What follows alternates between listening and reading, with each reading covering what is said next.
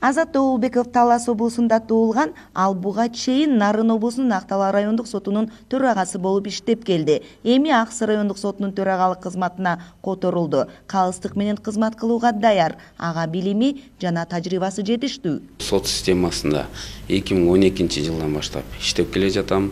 Ага чейин убакта мен Улуттук университетте юридикалык отделинде иштеп келгем. Общий тажрыйбам 15 жылга жакын. 15 жылдын 6 жылдыгы ушул судьялык кесипти аркалап келатам. Биринчи жолу судья болуп дайындалганда Нарын облусунун Актала райондук сотунун судьясы болуп 2016 жылдын октябрында дайындалгам.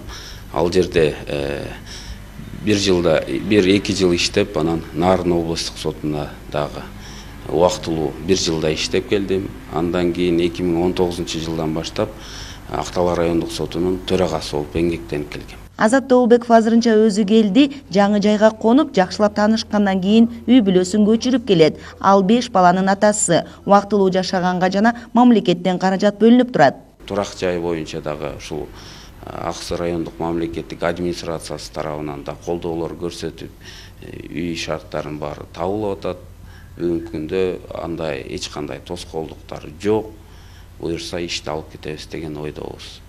Үй бүлөңүздү алып келип жайгашып алдыңызбы? Үй бүлөбүздү азыр ушул мектепте окуп жаткандыгына байланыштуу мектебин ошол мурда жашаган жактан бүтүртүп, анан кийин буюрса окуу жылын аяктагандан кийин алып келебиз деген ойдобуз.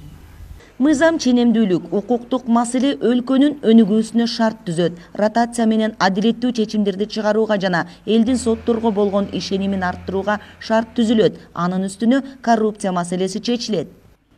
Укуктук мамлекет катары түптөлүшүбүзгө соттордун ротация болгону бул туура эле деп эсептейм. Себеби бир жерде көпкө иштеп турган кызматкерлер бардыгын таанып билип калып, өзгөчө багы иш алып барууга анча тоскоолдук болуп калышы мүмкүн. Ал эми жаңы келген адамга акыйкаттык, эл менен багы туура иш алып барууга бул ротациянын таасири чоң деп ойлоймун. Туура эле деп эсептейм. Бүгүнкү күндө биздин өлкөдө президенттин башчылыгында өтө көп өзгөрүүлөр, реформалар болуп атат. Ошолордун бир катары мына жакында соттордун ротациясы болду. Ага чейин акимдер ротация болду. Мына азыр соттордун ротациясы болуп, мен оюм боюнча бул ротациянын негизги максаты биздин өлкөбүздө ошол соттун адилеттүүлүгүн, мыйзамдын сакталышын, анан укугун коргоонун ошону өзүнүн деңгээлине жеткирүү, демократиялык талаптарга жеткирүүнүн негизинде ушулга жеткирүү үчүн ушундай максат болгон деп эсептеймин.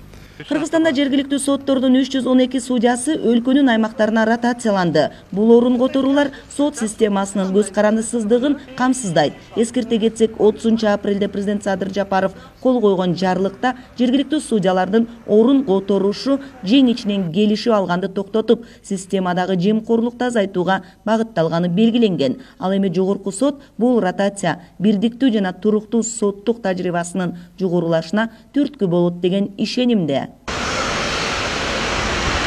Кыял Сабирахунова, Алмамбет Кулушев, ЛТР, Аксы районунан.